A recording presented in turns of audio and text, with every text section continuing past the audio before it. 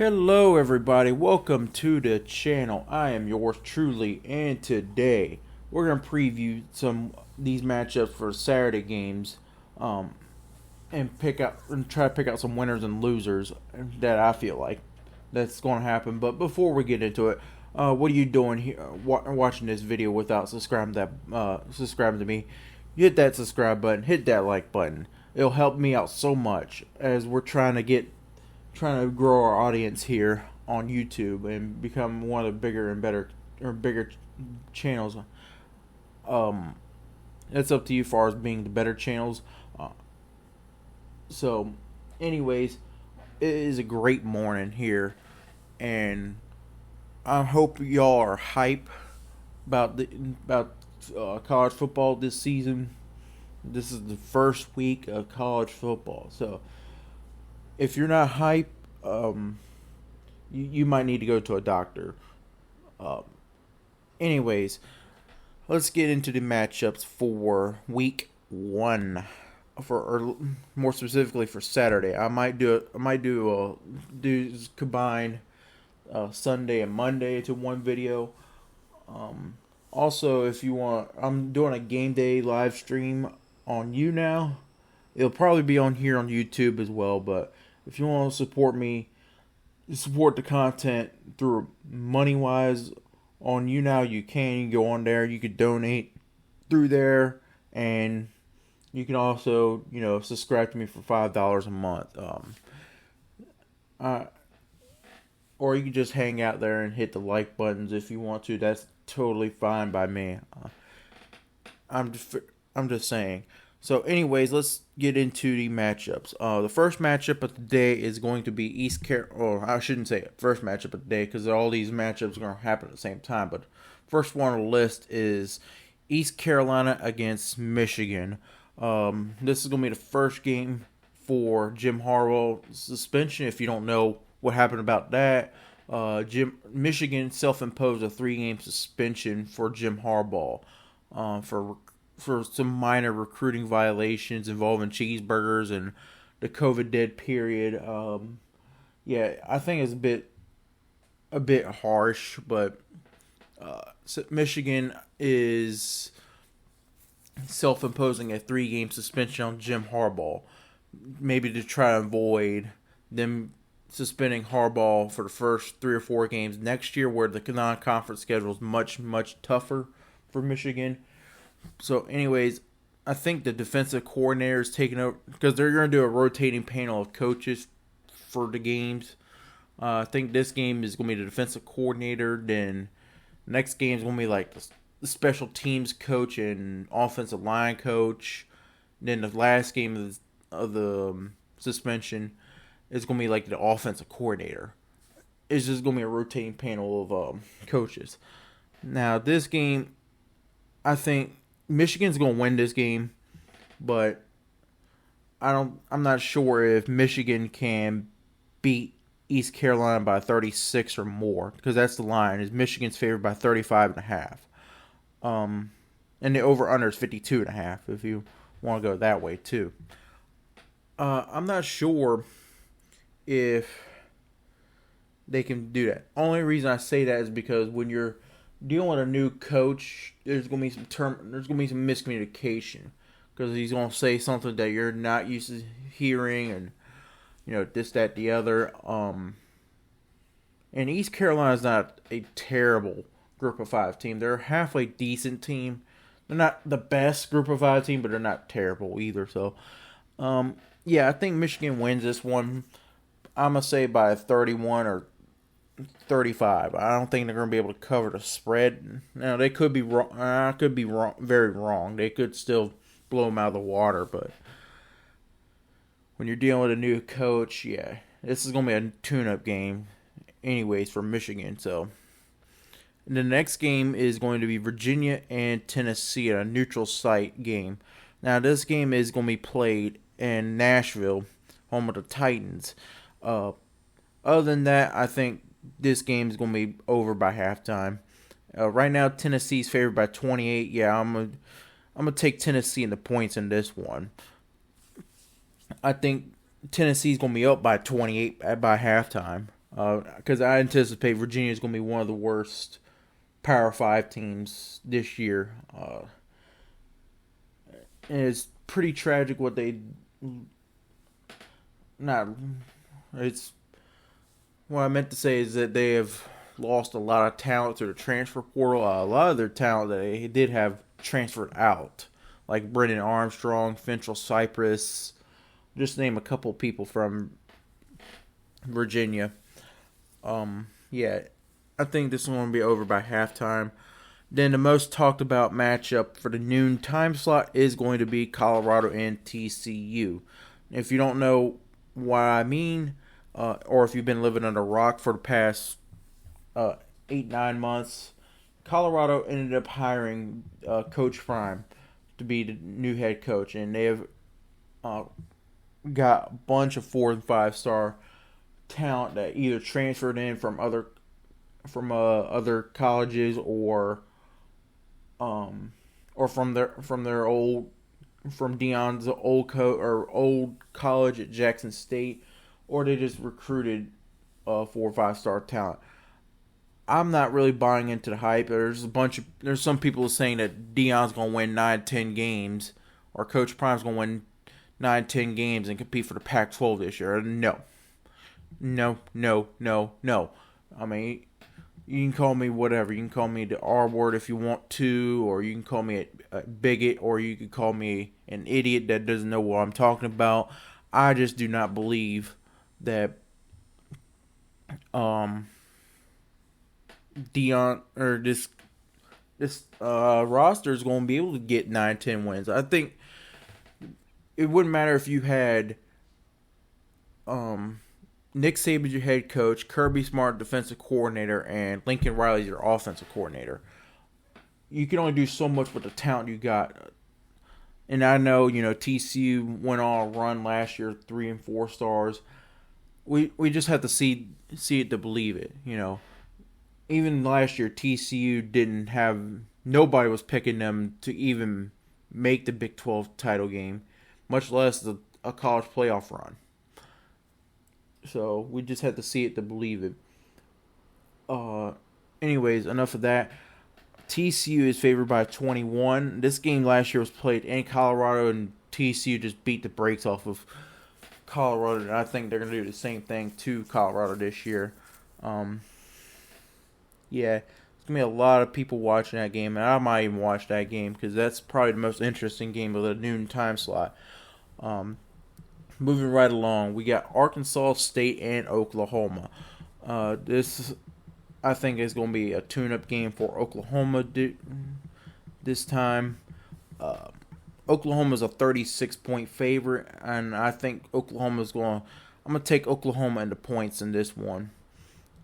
Oh, yeah, for TCU, I'm going to take TCU and, a 21 is about right. For TCU, it's about right where I think they win by. It's a tough call to make. I'm gonna say TCU in the points. Anyways, back to Oklahoma. I think Oklahoma is gonna win this probably about 40-50 points over Arkansas State. Arkansas State's probably one of the worst Group of 5 teams you could play right now.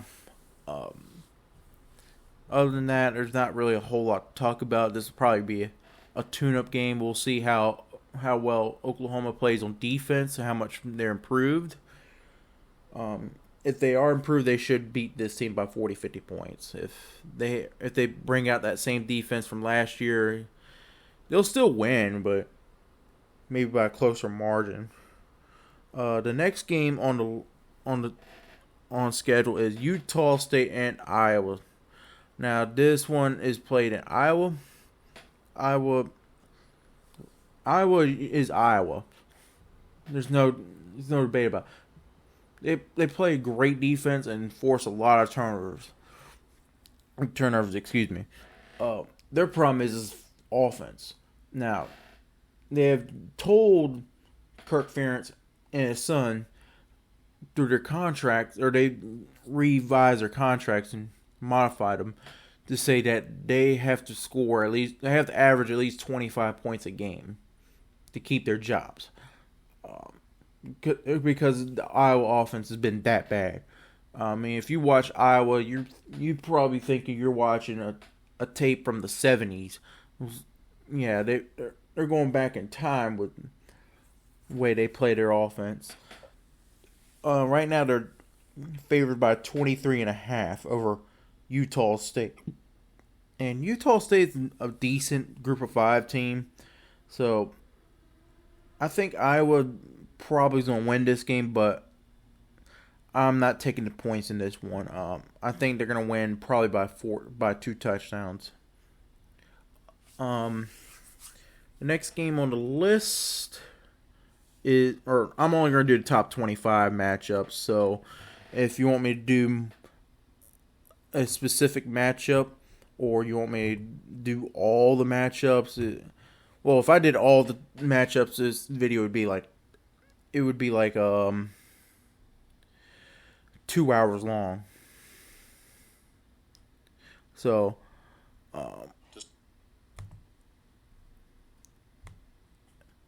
anyways, the next matchup is going to be a 2 o'clock matchup with Mercer and Ole Miss. There's not really much to talk about this one. I think this will be a 40-50 point win, a tune-up game. Same with the Portland State-Oregon game. The only difference in that one is really nobody's going to be watching that one because it's on the Pac-12 network. It's probably going to be a 40-50 point win. Then the 3:30 time slot starts off with Ohio State and Indiana. This is the Big Ten Conference opener for both teams. This is also the first game that the CBS is going to do for the Big Ten. If you don't know, the SEC on CBS is going away starting next year. So this is a bit of a transition year for CBS. CBS is now going to do Big Ten games at the 3:30 time slot. So they're going to start off with Ohio State and Indiana. Yeah, if you don't know, Kyle McCord got named the starting quarterback for Ohio State.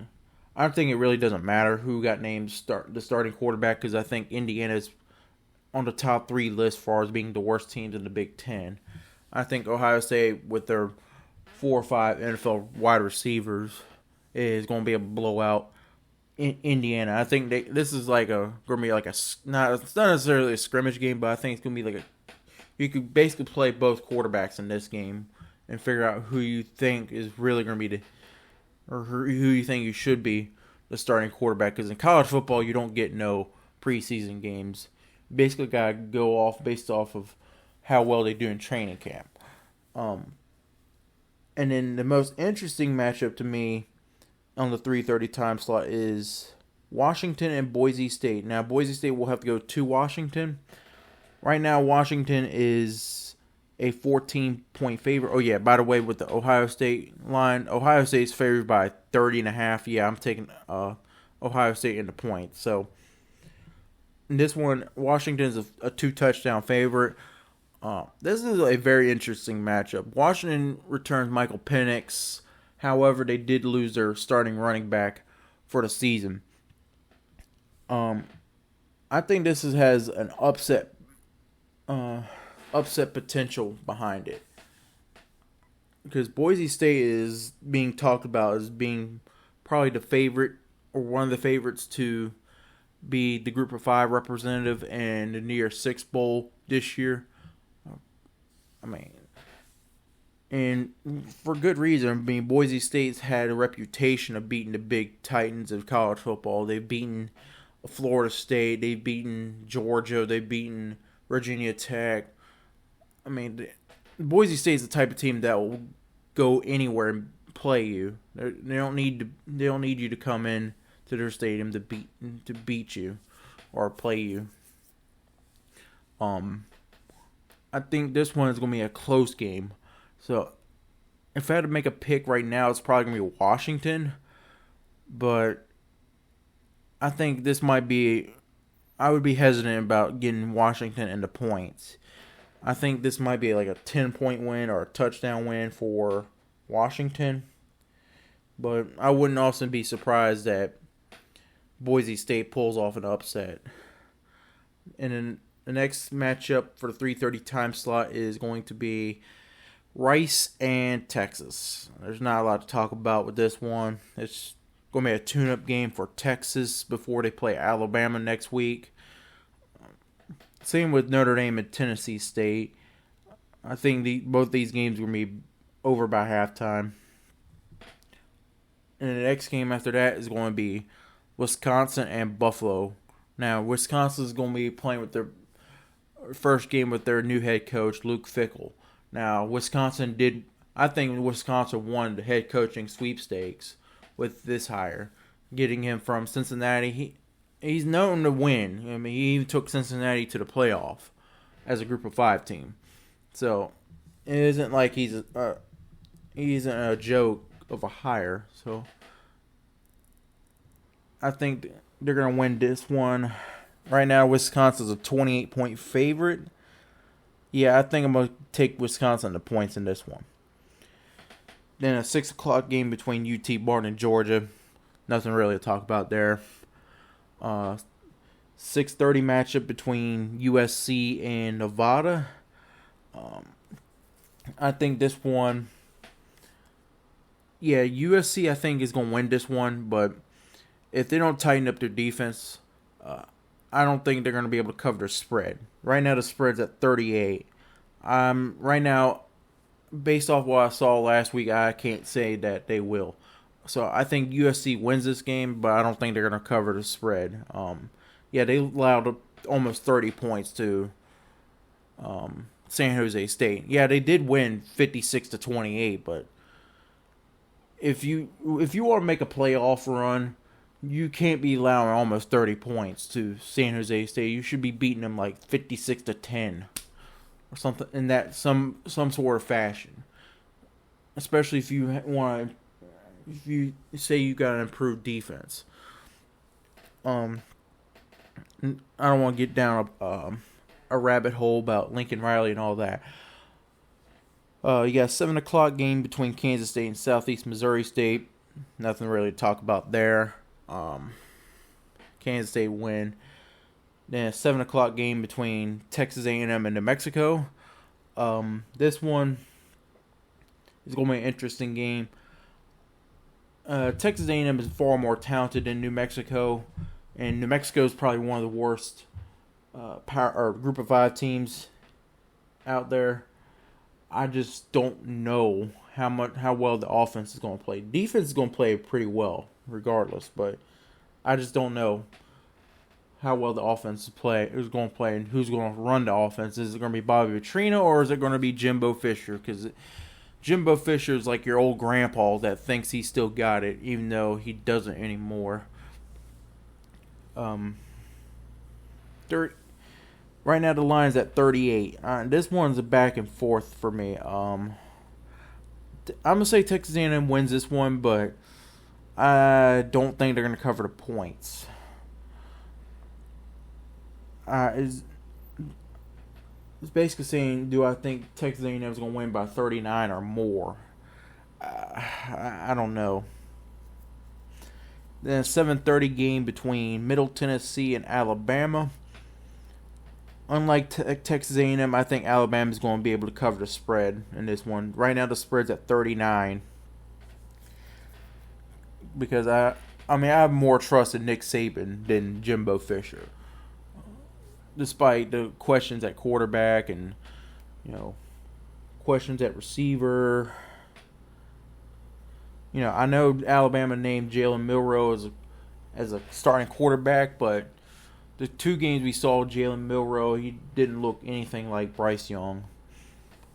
So, then a 7:30 matchup with West Virginia and Penn State. This is a premier matchup for the Big Ten Saturday night on NBC. So, like with CBS, NBC is going to be doing Big Ten games this year and going forward.